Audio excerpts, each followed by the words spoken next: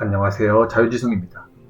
최근 러시아의 우크라이나 침공으로 전쟁이 발발하면서 주식을 보유해야 하는지 매도해야 하는지를 걱정하시는 문의가 많았습니다.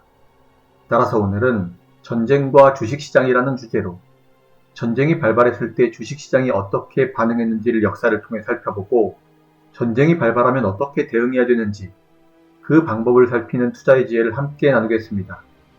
먼저 여러분들이 가장 걱정하시는 것은 이번 러시아의 침공이 3차 세계대전으로 번질지에 대한 우려입니다. 그렇다면 제1차 세계대전과 제2차 세계대전 시기의 역사를 살펴야 시장에서 어떻게 대응할지 방향을 잡을 수 있을 겁니다. 먼저 제1차 세계대전과 주식시장의 역사로부터 시작하죠. 보시는 그래프는 제1차 세계대전 당시 미국 다우존스 지수 차트입니다. 1913년 1월을 100으로 놓고 지수의 변동률을 나타낸 그래프죠. 1914년 7월 28일 전쟁이 발발하자 충격에 빠진 뉴욕의 주식시장은 문을 닫았습니다. 셧다운은 5개월가량 지속되었죠. 그리고 1915년 1월 뉴욕 증권거래소에서 거래가 재개되었을 때 주가는 전쟁 발발로 주식시장이 문을 닫았을 때보다 약 25% 폭락해 거래를 시작하죠. 하지만 그것이 최저점이었습니다. 1916년 11월 말까지 주가는 계속 상승해 거래가 재개되어 폭락했을 때보다 2배 이상 상승했습니다. 그리고 1917년 4월 그동안 참전하지 않았던 미국이 독일에 선전포고를 하며 전선이 확대됩니다. 미국이 참전하자 주가는 다시 폭락하기 시작했죠. 그리고 1917년 가을부터 전쟁이 동맹국에게 유리한 상황으로 전개되자 미국은 1917년 12월 6일 오스트리아에도 선전포고를 합니다. 그리고 주가는 반등을 시작하죠. 마침내 1918년 11월 11일 휴전으로 전쟁이 끝나게 되며 전쟁이 끝난 이후에는 주식이 크게 폭등했습니다. 1차 세계대전의 사례를 간단히 정리해보죠. 우선 전쟁이 발발하면 주가가 한 차례 폭락했습니다. 그리고 바로 반등을 시작해 2배가량 상승을 했습니다. 미국이 참전을 한 이후에 다시 한번 폭락을 했으며 전세가 연합국에 유리하게 기울기 시작하면서 반등한 후 전쟁이 끝나자 폭등을 하게 됩니다. 이처럼 전쟁의 시황에 따라 등락을 거듭했지만 우리는 매크로 관점에서 큰 그림으로 생각할 필요가 있죠. 따라서 전체적인 평균 개념으로 검토하면 전쟁이 발발하고 거래가 시작되었을 때가 최저점이었고 전쟁 이후 주가는 2배 이상으로 상승했다는 것을 확인할 수 있습니다. 전쟁이 났는데도 불구하고 주가가 오른 이유는 무엇일까요? 전쟁으로 인해 시장의 상품 공급은 원활하게 이루어지지 않죠. 그에 비해 전쟁 비용을 조달하기 위해 국채를 대규모로 발행하며 통화량은 크게 팽창했습니다. 공급은 부족한데 통화량이 늘어난다. 그러면 시장의 가격은 오르게 되는 것이죠. 쉬운 예를 들어봅시다. 시장에 물건이 10개가 있고 코인이 10개가 있다고 해봅시다. 그러면 물건 하나의 가격은 얼마일까요? 그렇습니다. 물건 1개는 코인 1개의 가격을 형성하겠죠. 그런데 공급은 그대로 10개인데 통화량이 늘어나 코인이 20개로 늘어났습니다. 그러면 물건 1개는 얼마일까요? 그렇습니다. 코인 2개가 됩니다. 물건의 공급이 늘어나지 않는 상태에서 통화량이 늘어나면 가격이 오르는 것입니다. 통화량이 2배 늘어나니 물건 1개의 가격이 코인 1개에서 코인 2개로 올랐죠. 보시는 그래프는 제1차 세계대전이 발발한 1910년대 미국과 영국의 부채 증가를 나타냅니다. 파란색 그래프가 영국, 보라색 그래프가 미국의 부채 팽창을 나타내죠. 미국과 영국의 부채는 무려 8배가 증가합니다. 따라서 당연히 시중의 통화량이 늘어나게 되겠죠. 이에 따라 식량과 원자재의 가격도 크게 오르게 됩니다. 보시는 그래프의 보라색 차트는 미래 가격, 파란색 차트는 불의의 가격을 나타냅니다. 주식과 마찬가지로 1914년 1차 세계대전이 발발한 이후 가격의 등락은 있지만 전체적인 평균 개념으로 생각하면 1918년까지 2.5배 이상 크게 올랐다는 것을 보여주고 있습니다. 이번에는 제2차 세계대전으로 돌아가 전쟁 시기의 주가 변동을 살피도록 하겠습니다. 1939년 전쟁이 시작된 후 주가는 20.5% 폭락하며 공포의 분위기를 반영합니다. 그 이후 반등을 하며 주가는 혼조세를 보였지만 1941년 일본의 진주만 습격으로 주가는 다시 크게 폭락하죠.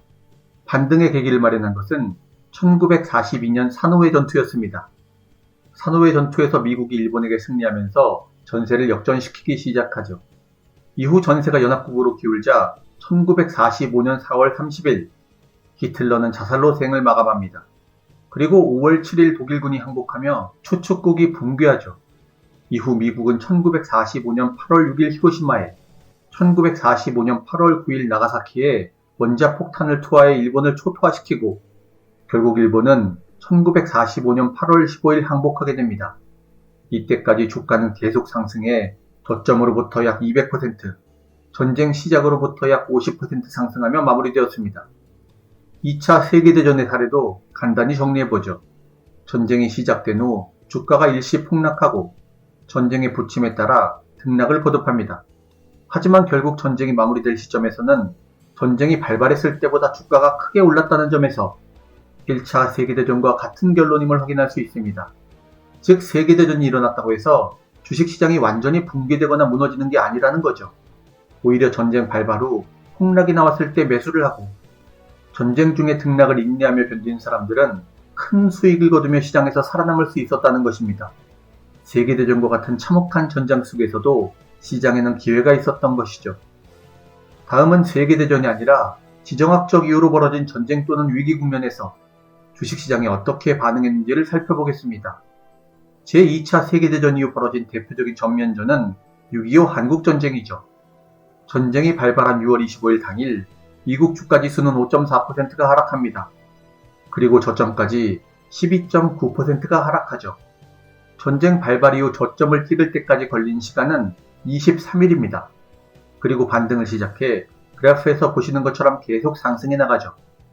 전쟁이 발발한 당일에 폭락장의 주식을 매수했다면 전쟁이 끝난 1953년 7월까지 약 25%의 수익을 거둘 수 있었을 겁니다. 그리고 전쟁이 끝난 후에도 주가는 계속 상승해 나가며 1956년까지 주식을 보유했을 경우 2.5배의 수익을 거둘 수 있었을 것입니다. 세계대전과 마찬가지로 전쟁 이후에 주식을 팔지 않는 것이 정답이었다는 점을 보여주고 있죠. 다음으로는 베트남 전쟁을 살펴보죠. 미국이 베트남 전쟁에 참전하게 된 결정적인 원인은 1964년 8월 2일 통킹만 사건입니다. 북베트남에서 작전 중이던 미국의 구축함이 통킹만에서 북베트남의 어뢰정에게 공격을 받은 사건이죠. 이에 미국은 1964년 8월 7일 공산주의 북베트남에 폭격을 감행하며 전쟁에 뛰어듭니다. 통킹만 사건이 발생한 당일 주가지수의 하락률은 0.2%에 불과했습니다. 그 이후 25일이 지나 2.2%가 하락하며 저점을 찍고 이후 주가는 1965년까지 꾸준히 상승했습니다. 하지만 베트남 전쟁은 10년이 넘게 진행되며 1970년대 스태그플레이션의 원인이 되었으므로 1970년대 스태그플레이션 시기의 전쟁과 연결지어 생각할 필요가 있습니다. 우리가 공부했던 1973년 욤키푸르 전쟁이죠. 욤키푸르 전쟁 이후 1차 오일 쇼크가 발생해 주가가 크게 폭락했고 10년 동안 세계는 침체의 어둠을 벗어나지 못했습니다.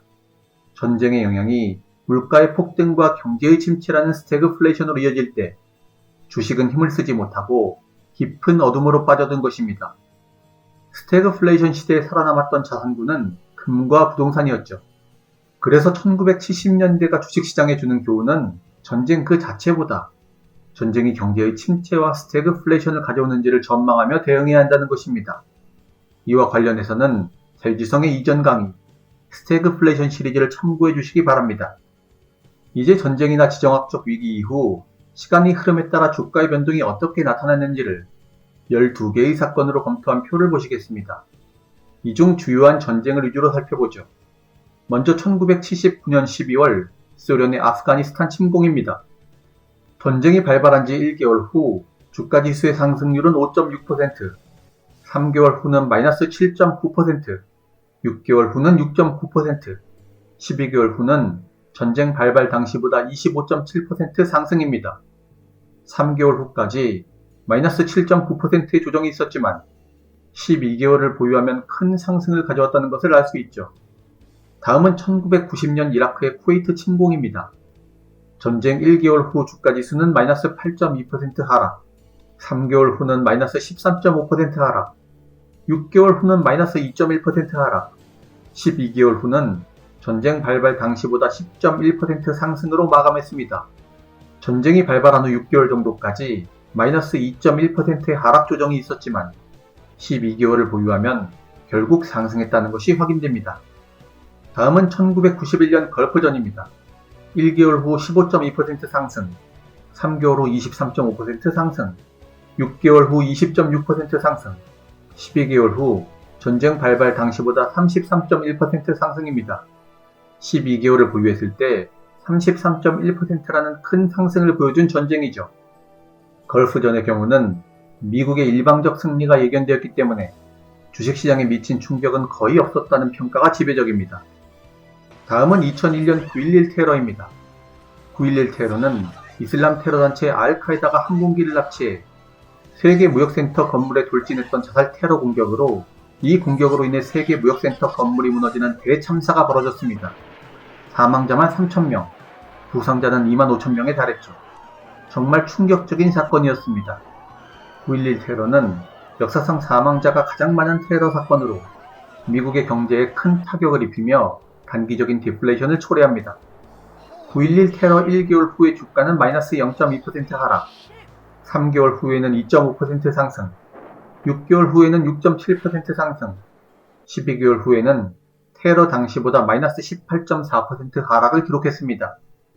디플레이션이 1년가량 지속된 것이죠. 하지만 1년의 장기 조정을 마무리한 후 주가는 크게 상승하고 알카에다와 테러를 응징하기 위해 2003년 이라크 전쟁이 벌어졌음에도 주가의 조정이 없이 계속된 상승을 이어나갑니다. 이라크 전쟁이 시작된 날부터 12개월 후에는 28.4%의 상승을 보였죠. 그리고 2007년까지 주식시장을 비롯한 모든 자산군의 대상승장이 펼쳐졌습니다. 이상 12개의 케이스 중 대표적인 사건을 짚어봤는데요. 나머지 사건들은 표를 통해 직접 확인해 주시기 바라며 이번에는 누적 평균 상승률을 보겠습니다. 전쟁이나 지정학적 위기가 있었던 12개의 사건을 평균해보니 사건 발발 1개월 후에는 1.3% 상승, 3개월 후에는 2.1% 상승, 6개월 후에는 5.5% 상승, 12개월 후에는 8.6%의 상승을 보였습니다. 그리고 시기에 따라 주가지수가 상승할 확률은 다음과 같습니다. 사건 발생 1개월 후 상승할 확률은 50%, 3개월 후 상승할 확률은 58%, 6개월 후 상승할 확률은 67%, 12개월 후에 상승할 확률은 75%입니다. 주가란 상승 아니면 하락이므로 사건 발발 3개월 후까지는 상승과 하락의 확률이 거의 비슷합니다. 하지만 6개월 이후부터는 의미있게 차이가 나기 시작하죠. 그리고 12개월 후에는 상승할 확률이 75%로 하락할 확률보다 압도적으로 높게 나타납니다. 따라서 전쟁이나 지정학적 위기 사건이 발생했을 때는 주식을 팔고 기다리는 것보다 주식을 모아나가는 것이 확률적으로 우세한 전략이며 주식을 매수한 후 12개월을 인내하며 장기 보유하면 이익으로 마감할 확률이 손실의 확률보다 압도적으로 높다는 것입니다. 자산시장 투자의 절대적인 정답이란 없죠. 저점과 고점을 정확히 맞출 수 있는 사람은 아무도 없으며 이는 신의 영역입니다. 따라서 우리는 확률 판단을 통해 시장을 이길 확률이 높은 베팅을 하게 되는 것입니다. 정리해보면 전쟁과 지정학적 위기라는 사건이 주식시장에 미칠 영향을 확률로 고려했을 때 우리는 전쟁 이후 주식을 모으기 시작해 조정의 등락이 나오며 저점을 찍을 것을 염두에 두고 일정 기간까지 분할로 매수해 평단가를 낮추며 12개월 이상 장기 보유하면 수익을 거두며 시장을 이길 가능성이 매우 높다는 결론을 내릴 수 있습니다. 전쟁의 총성이 울리면 쇼핑 리스트를 점검해 분할 매수를 시작하라는 것이죠. 그렇다면 전쟁으로 조정이 온다고 할 때 역사적으로 어느 정도의 하락이 있었으며 그 기간은 어떠했는지를 살펴보는 것이 매수 전략에 많은 도움이 될 겁니다. 또한 투자는 신법이기에 고통을 어느 정도 겪을지를 예측해보고 마음의 준비를 해두는 것이 멘탈 관리에도 매우 유용하죠. 보시는 표는 1940년부터 2020년까지 세계에서 발생한 주요 지정학적 이벤트와 주식시장의 반응을 나타낸 것입니다. 구체적인 목록은 여러분이 직접 살펴보시기 바라며 오늘 강의에서는 표를 독해할 수 있도록 전체적인 내용만 설명드리겠습니다. 첫 번째는 지정학적 위기가 발생한 날짜를 보여줍니다. 다음은 위기가 발생한 당일, 미국 S&P 500 지수의 변동률을 나타냅니다. 평균적으로 위기 당일은 주가지수가 마이너스 1.2% 정도 하락했다는 것을 알 수 있죠. 다음은 위기 발발 이후 저점까지 얼마나 하락했는지 조정의 폭을 보여줍니다. 최대 마이너스 19.8% 하락할 때도 있었지만 평균적으로는 위기 발발 이후 저점까지 마이너스 5%가 하락했습니다. 따라서 평균 마이너스 5%의 지수 하락을 염두에 두고 지수가 최대 마이너스 20%까지 하락할 수 있다고 생각하며 분할 매수의 구간을 설정하면 될 것입니다. 지수가 2% 하락할 때마다 매수를 하며 10분할로 매수할 수도 있고 4% 하락할 때마다 매수를 하며 5분할로 매수할 수도 있을 겁니다. 각자의 자금 여력에 따라 분할 매수 구간과 횟수를 설정하시면 됩니다. 다음은 위기 발발 이후 저점까지 가는데 걸리는 시간을 보여줍니다. 평균 22일이 걸렸다는 것을 확인할 수 있죠. 이 말은 전쟁이나 지정학적 사건 이후 평균 22일 정도 하락 조정을 받을 수 있다는 것을 뜻합니다. 우리는 이 기간 동안 분할 매수를 해나가는 것이죠. 그리고 마지막 숫자들은 전쟁 발발 이전으로 회복하는 데 걸리는 시간을 나타내며 평균적으로 하락 조정을 회복할 때까지 47일가량이 걸렸습니다. 약 50일가량을 인내하면 그때부터는 원상 회복을 넘어 상승할 확률이 높다는 것입니다. 하지만 무엇보다 시장을 매크로 관점에서 장기로 보게 되면 이와 같은 위기 이벤트는 거대한 상승 흐름 속에 잠시 지나가는 파도에 불과하다는 것을 깨닫게 됩니다. 보시는 차트는 전쟁과 인플레이션을 함께 보여주고 있습니다. 파란색 차트가 다우존스 지수, 핑크색 차트가 CPI 물가지수입니다. 전쟁은 인플레이션을 낳게 되며 전쟁의 출렁임을 이겨내면 결국 인플레이션이 주가를 밀어올린다는 것을 보여주는 차트죠. 제1차 세계대전에서는 110%의 물가 상승이 있었습니다. 그로 인해 다우존스 지수는 전쟁이 끝난 후 504%가 상승했죠. 그리고 1929년 대공황으로 주가가 무서운 폭락을 겪었지만 제2차 세계대전으로 물가는 74%가 상승합니다. 그리고 전쟁 이후 다우존스 지수는 523%가 상승했죠. 다음 베트남 전쟁 기간 동안 물가는 207%가 상승합니다. 그 영향으로 베트남전 이후 다우존스 지수는 무려 1447%가 상승하죠. 그리고 마지막 음영은 테러와의 전쟁을 나타냅니다. 그 이후는 어떻게 되었을까요? 이번에는 다른 차트를 통해 2009년 이후의 주가지수, 그리고 금리와의 관계까지 함께 살피겠습니다. 먼저 차트에서 보시는 것처럼 주가지수는 테러와의 전쟁 이후에도 2020년까지 크게 상승하며 장기 투자는 반드시 승리한다는 것을 보여주었습니다. 이와 같은 역사의 흐름을 믿는다면, 자본주의의 본질인 인플레이션과 시간의 힘을 믿는다면 결국 지금의 전쟁으로 인한 조정 국면도 시간의 흐름과 함께 필연적으로 회복되며 상승해 나갈 것이라는 전망을 할 수 있을 겁니다.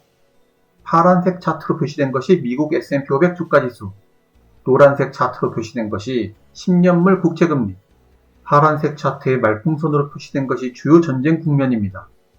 이와 같은 여러 차례의 역사적 전쟁 국면을 당해년도로 확대하면 폭락처럼 보일 수도 있고 시장이 붕괴하는 것처럼 느껴질 수도 있을 것입니다. 당시 주식을 보유하고 있던 사람들의 고통은 이루 말할 수 없었겠죠. 하지만 장기적인 큰 그림으로 시장을 바라볼 때 우리는 그때의 고통마저 거대한 상승 흐름 속의 일부 파도였다는 것을 깨닫게 됩니다. 시장은 갈 길을 가는데 조정에 흔들리는 것은 우리의 마음이었던 것입니다. 이처럼 거시경제의 장기적인 흐름은 여러분에게 고통을 인내하면 수익을 줄 것이라고 웅변하고 있죠. 따라서 인내하지 못하고 주식을 팔거나 시장을 떠난 이유는 여러분의 멘탈이 흔들려 고통을 견뎌내지 못했기 때문입니다. 다시 말해 주식은 기술이기에 앞서 신법인 것이요, 하락 조정의 고통을 이겨내는 자만이 수익을 취할 수 있다는 것입니다. 그래서 유럽 투자의 전설 앙드레 코스톨라니는 이렇게 말했죠. 수익은 고통의 대가다. 고통 없는 수익은 없다. 수익은 고통의 위자료다. 그렇습니다. 지금의 조정 국면을 담대한 마음으로 견디고 인내하는 자만이 시장에서 살아남아 수익을 거두는 승리자가 될 것입니다. 그 인내의 시간이 얼마일지 우리는 알 수 없습니다. 하지만 지정학적 사건이나 전쟁이 있을 때마다 통화량의 팽창이 이어지며 물가의 상승이 뒤따랐다는 시장 경제의 진리를 기억하시기 바랍니다. 물가지수의 역사적 상승 흐름이 이를 보여주고 있으며 물가의 상승은 통화량이 팽창했음을 증명하는 것입니다. 또한 노란색 차트인 10년물 국채금리의 추세 역시 이를 증명하고 있습니다. 10년물 국채금리는 보시는 것처럼 장기적으로 계속 하락해오고 있습니다. 이것은 무엇을 의미하나요? 금리는 돈의 가치를 나타냅니다. 금리가 높다는 것은 돈의 가치가 높다는 것이고 금리가 낮다는 것은 돈의 가치가 낮다는 것입니다. 따라서 금리가 장기적으로 계속 떨어져 왔다는 것은 돈의 가치가 추세적으로 계속 떨어져 왔다는 것과 같은 말입니다. 돈의 가치가 떨어졌다는 것은 무슨 의미인가요? 그렇습니다. 돈이 흔해졌다는 것을 뜻하죠. 그렇다면 왜 돈이 흔해지고 돈의 가치가 떨어졌을까요? 바로 경제위기뿐만 아니라 지정학적 위기를 겪을 때도 침체를 막기 위해 통화량을 팽창시켜왔기 때문입니다. 따라서 지금의 전쟁 국면이 경기 침체로 이어질 것이 전망된다면 페드는 금리를 인상할 수 없을 겁니다. 하지만 시장은 3월 FOMC 회의에서 금리가 인상될 것으로 전망하고 있습니다. 도대체 무슨 뜻인가요? 전쟁이 경기 침체로 이어지지 않을 것이며 경제는 회복될 것이라는 말이죠. 전쟁으로 인한 유가의 상승으로 전 세계는 달러를 필요로 할 겁니다. 전 세계는 달러를 벌어들여야 기름을 구할 수 있기에 전쟁은 미국의 달러가 전 세계로 퍼져나가는 트리거가 되죠. 달러가 있어야 기름을 살 수 있는 페트로달러 시스템 때문입니다. 이 문제는 설명이 매우 길기 때문에 페트로달러 시스템을 강의한 이전 영상을 참고해 주시기 바랍니다. 결론은 여러분이 통화량의 팽창이라는 자본주의의 본질을 꿰뚫어 본다면 지금과 같은 전쟁 국면에서의 조정은 무서워하며 피할 것이 아니라 분할 매수를 통해 맞서 이겨내야 할 대상이라는 것입니다. 그리고 두려움에 떨며 도망가는 것이 아니라 시장을 주는 고통을 견디는 자만이 시장을 이기는 승자가 될 것입니다. 통화주의 화폐경제학의 거장 밀턴 프리드먼은 1978년 강의에서 냉동인간의 예시를 설명합니다. 1970년대 경기 침체의 고통이 전역을 휩쓸던 스태그플레이션의 시대, 주식의 투자에 엄청난 손실을 보며 견딜 수 없는 고통에 빠져있던 한 남자의 이야기입니다. 그는 고통을 이겨내기 위해 냉동인간이 되기로 결심하죠. 밀턴 프리드먼의 강의 육성을 직접 들어보겠습니다. Whenever I talk about inflation, I am reminded of a wonderful story about the man who decided to take advantage of the growing science of cryogenics. That's the science of freezing people up so that they can be in deep freeze for a time and then restored to life. And he got himself put into the deep freeze for a 20-year period. And of course, before he went into the deep freeze, he left all his securities and his worldly belongings at his brokers with instructions to do the best he could for him. And 20 years later, after the deep freeze had worked, he was unthawed and came out of the deep freeze. And of course, the first thing he did was to run to the telephone to call his broker. And his broker said to him, "Well, you know, you're a millionaire many times over." "Oh, really?" said the man. "What happened to this stock?" And the broker said it went from here to here, multiplied 10 times, 20 times. "What happened to this stock?" He kept on going. 이 남자는 냉동인간이 되어 20년 후에 깨어났습니다. 투자의 고통을 견디기 위해 냉동인간이 되어 20년의 장기 투자를 한 거죠. 그리고 20년이라는 시간의 힘은 그가 인플레이션을 취할 수 있도록 하며 거대한 수익을 안겨줍니다. 하지만 현실의 주식 투자에서는 20년을 인내할 필요도 없습니다. 10분의 1인 2년으로도 충분합니다. 역사는 전쟁 이후 2년 정도를 인내하면 반드시 수익을 준다는 것을 보여줍니다. 그래프를 보시겠습니다. 이 그래프는 전쟁 이후 870일이 지나면 어느 정도의 누적 수익을 거뒀는지를 나타내는 그래프입니다. 적게는 43.7%에서 많게는 109.4%의 수익을 거둔 것을 확인할 수 있습니다. 전쟁 870일 후 109.4%의 수익률을 기록한 전쟁은 러시아의 조지아 침공입니다. 러시아의 우크라이나 침공과 매우 유사한 전쟁이었죠. 마지막 그래프를 보시겠습니다. 앞서 검토한 10번의 전쟁 사례에서 전쟁이 발발한 후 시간의 흐름에 따라 수익률이 어떻게 변했는지를 보여주는 차트입니다. 모든 전쟁에서 추세적으로 시간이 지날수록 수익률이 높아진다는 것을 확인할 수 있습니다. 한 번의 전쟁에서 500일까지 수익이 나지 않는 고통과 인내의 시간을 거쳤지만 결국 800일이 지나면 수익을 준다는 것을 확인할 수 있죠. 전쟁을 맞이하는 투자자의 자세는 주식의 보유와 인내라는 말로 요약할 수 있는 것입니다. 인내는 고통스러울 것입니다. 하지만 그 고통을 견딘 사람만이 수익의 열매를 맺을 수 있다는 것을 역사는 증명하고 있습니다. 그렇다면 이제 남은 것은 우리의 선택입니다. 두려움과 공포에 떨며 시장을 떠날 것이냐, 아니면 두려움과 공포에 용기 있게 맞설 것이냐의 선택이 여러분 앞에 놓여 있습니다. 자유지성은 여러분께 책은담의 격언으로 답변드리겠습니다. 사람이 역경에 처했을 때는 자신을 둘러싼 모든 것이 불리한 것처럼 생각된다. 그러나 사실은 그것들이 자신을 강하게 하는 힘이요 약이 된다. 사람들은 건강을 위해 위험을 무릅쓰고 깊은 산중으로 약초를 구하러 간다. 이러할진대 고난과 역경은 얼마나 좋은 약초인가.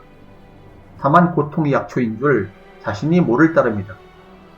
역경은 몸에 괴롭고 마음에 쓰지만 그 고통을 참고 잘 다스린다면 훗날 큰 성공을 거둘 것이다. 여러분에게 처한 고난과 역경을 견디기 어렵다고 느끼실 때가 많을 겁니다. 그리고 여러분은 지금도 고통 속에 잠을 이루지 못할 수도 있습니다. 하지만 그 고통의 끝에는 환하고 밝은 자유의 빛과 부의 결실이 여러분을 기다리고 있다는 것을 믿으시기 바랍니다. 여러분은 그 힘든 고통을 이겨냈기에 어느 누구보다 큰 부의 그릇을 가지게 되었습니다. 그리고 그토록 큰 부의 그릇에 담길 거대한 부는 여러분을 진정한 자유의 길로 이끌 것입니다. 오늘도 긴 시간 시청해주신 여러분께 감사드리며 제유지성은 다음 시간에 더 좋은 영상으로 여러분을 다시 찾아오겠습니다. 감사합니다.